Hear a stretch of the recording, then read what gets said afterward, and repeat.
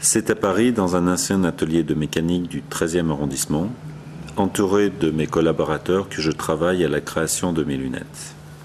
Dans cet atelier, tout au long de l'année, depuis 25 ans, des gestes précis se succèdent, façonnent et apprivoisent la matière. Ici, pas d'ordinateur, seulement l'expression des mains. Tout commence par un dessin, complété de mots qui évoquent des sensations. J'ai la chance d'avoir une équipe qui sait écouter et interpréter mes explications, mes commentaires, mes gestes.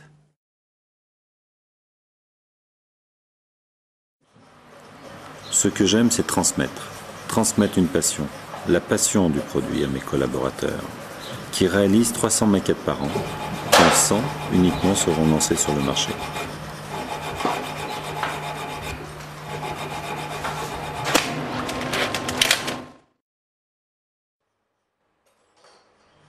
Comme toute matière naturelle, ça a des avantages et des inconvénients.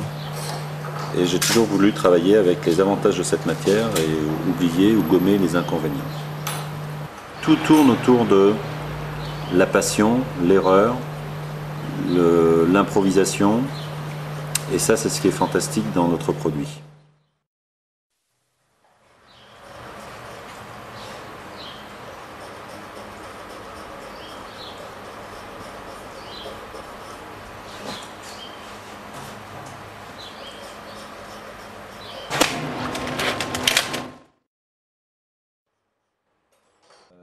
Une lunette ne tient à rien, c'est un demi-millimètre, 1 millimètre, un jeu subtil sur ce coup de ligne que j'expliquais tout à l'heure va permettre au produit de complètement changer.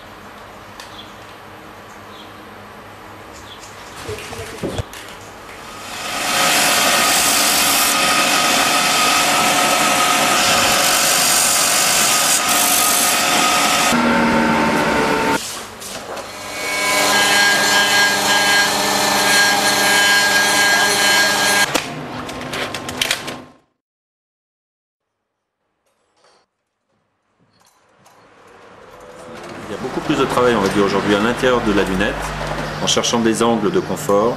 On va venir creuser, enlever toutes les parties inutiles d'une lunette pour donner de la légèreté, du confort et également de l'élégance.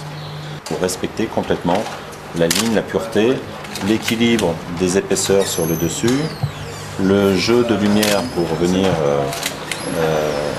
affiner la lunette, l'alignement de la branche, les angles d'ouverture, enfin toute la partie morphologique d'une lunette.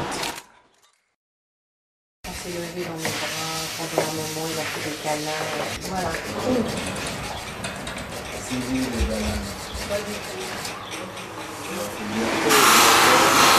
Son épaule qui va sauter.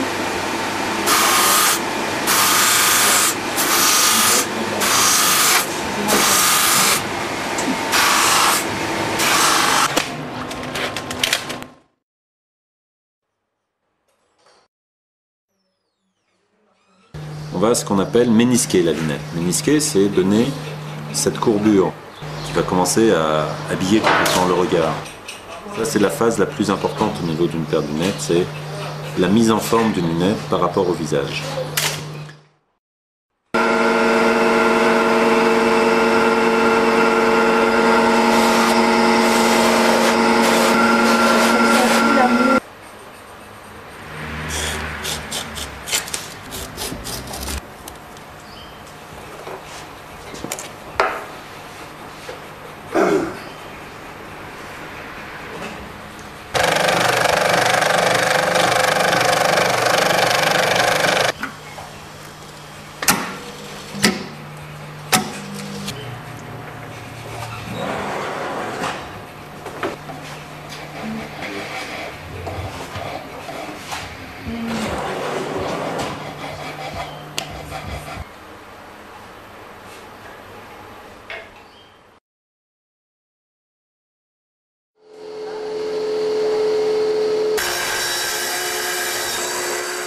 Le stockage de la matière acétate se fait à une température ambiante contrôlée de 25 degrés. Pour éviter les déformations, tout comme le bois, les plaques d'acétate sont empilées les unes sur les autres. Ce stockage de plusieurs semaines sert d'étuvage pour éliminer les solvants de la matière.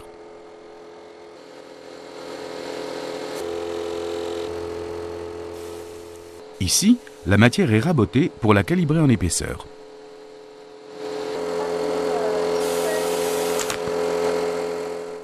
Une fois calibrée, la première opération consiste à découper la matière en rectangles, appelés copeaux.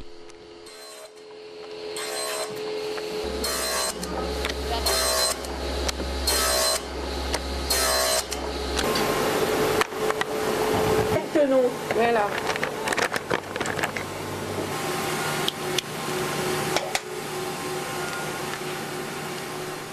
La lunette Alain Micly ne se contente pas d'une épaisseur standard. Dans un souci de confort et d'élégance, on améliore l'emplacement des plaquettes et des tenons d'une deuxième épaisseur de matière que l'on colle par un procédé de friction bien plus performant qu'un collage traditionnel.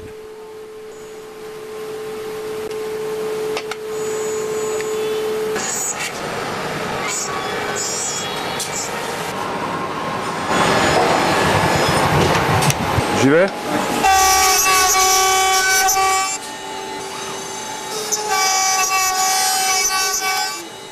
Chez Alain Micly, la commande numérique à 3 axes n'est pas utilisée pour augmenter la vitesse de production, mais pour conserver le geste du maquettiste, reproduire son coup de lime, qui est à l'origine de la différence du produit Alain Micly. Bien que ces machines usinent avec une précision diabolique et de multiples outils, qu'elles soient capables de travailler le copeau sous toutes les orientations et sans le démonter, toute la qualité du résultat tient surtout au savoir-faire du programmeur, dont la responsabilité est d'aller chercher l'essentiel de la création. L'incrustation de la charnière se fait à chaud. La matière acétate est fondue autour de la racine de la charnière.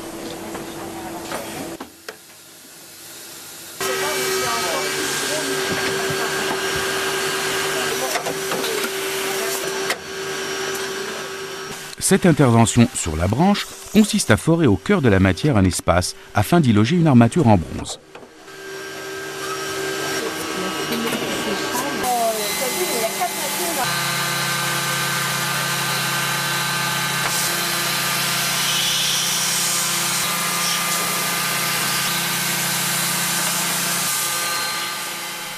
Une des particularités et signatures des lunettes Alain Micly, ce sont les branches façonnées avec des outils de forme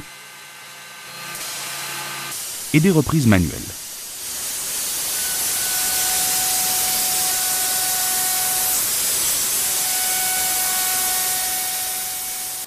C'est dans ces tonneaux que s'opère une magie. Chargé et parfumé de cubes de buis, il donne à l'acétate toute sa noblesse. Cette technique qui fait appel à l'origine du métier est un savoir-faire transmis de génération en génération. La face de la lunette est préchauffée avant d'être glissée dans un moule à l'empreinte du visage. On appelle cette étape le ménisquage. Ensuite, elle est rapidement refroidie. Le chausson de nez est repris manuellement par un artisan dont le geste s'apparente à celui si précis de l'horloger. C'est aussi l'une des signatures de la marque Alain Micli.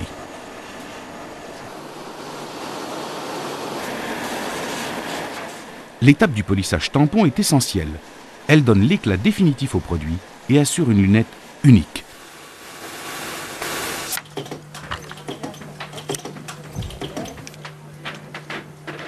L'assemblage de tous les éléments de la lunette est une pure chorégraphie.